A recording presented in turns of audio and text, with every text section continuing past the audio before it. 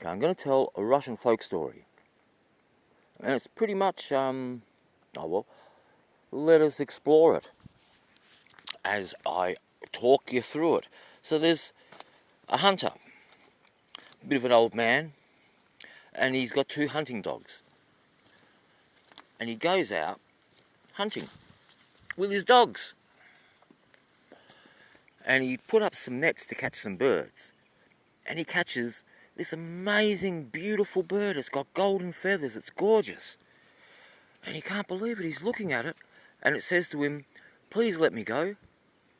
And he's surprised, because he can understand it. And it says, "Please let me go. If you let me go, I'll give you a boon. All right, I'll give you something." And the hunter says, "Well, what you going to give me?" And the bird says, "Look, I'll give you the power to understand the voices of all of the animals and birds." And the hunter thinks, "Whoa, that's pretty good." And he can understand the bird, the golden bird, and then he hears his dogs talking, and he can understand them. And so he thinks, "Wow, that's a pretty cool power. All right, I'll let you go." And the bird says, "Though, there is a condition. You cannot tell anyone at all. No one. And if you do, you'll die." And he thinks, "Well, that's pretty severe, but all right. I don't need to tell anyone, do I? How are they even going to find out?" And so he's got this power, and he's listening to the birds and the animals of the forest, and he can understand them talking to each other, what they're up to. And he thinks, "Wow, this is really, really interesting. Wow." And he sits there for hours just listening to the conversations of the birds and of the other animals. And then it starts to get dark, and he realises, "Oh no, I've left it too late. It's a long way home. I'm going to have to spend the night in the forest." And so he gets one of his dogs to go home, because he's got a wife there, and he thinks, the dog for company. And what he does is, when he's out for the night, he sends one of the dogs home, so she'll know what's up. So he goes and sends the dog home, and the dog says, "Rightio, I'll go do that. Look after the house, don't worry." And he's still amazed that he can hear. Just put some of these rocks. These get knocked down by the little beasts of the Knigget. And so he sends the dog home and stays with one other dog. And he lights a big campfire and talks with the dog till the wee hours. It's just chatting. The dog remembers all these things, and it's a beautiful conversation. And then in the morning, they get up, pack up, put the fire out, and they wander back home. And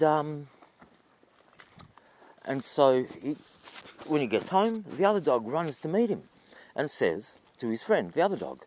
So the dog that went home, the dog says, "Wow, I sat up all night chatting by the fire with the old man.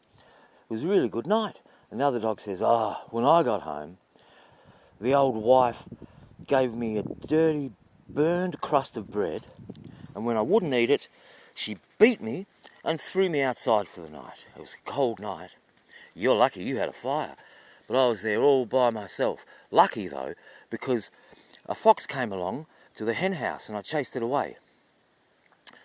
And the farmer hears this, and he goes, "Oh dear, good thing you did save the chickens." And then he goes into the house, and the old wife says, "Oh, you sent the dog home. I was so pleased to see him. I gave him a big bowl of milk and let him sleep by the fire." And the old man says, "You liar! You didn't. You gave him a crust of bread and threw him outside." And she's shocked. "How did you know?" she says. "Oh, don't ask me, don't ask me," he says. "How did you know?" And she nags him and nags him. All day she nags him. "How did you know? How did you know?" She won't give up. And in the end, he just gets so sick of it. And he says, "All right, I'll tell her. I'll tell her. Even though it means my death, I'll tell her." And what he does is he gets his death shroud out. And he lies down by the hearth of the fire and pulls the death shroud on him. And he's just about to tell her. And in comes the rooster. The rooster walks in, and the rooster has a look and says, "Gee, old man, I have 12 wives, and if any of them give me any back talk or any cheek, I just peck 'em and they shut up. And look at you, you've only got one wife, and now you're going to kill yourself because she won't stop nagging you. Well, I'm disappointed in you." And the old man hears this and he says, "My God, he's right." And so he pulls off the death shroud, picks up the poker from by the fire, and beats his wife senseless.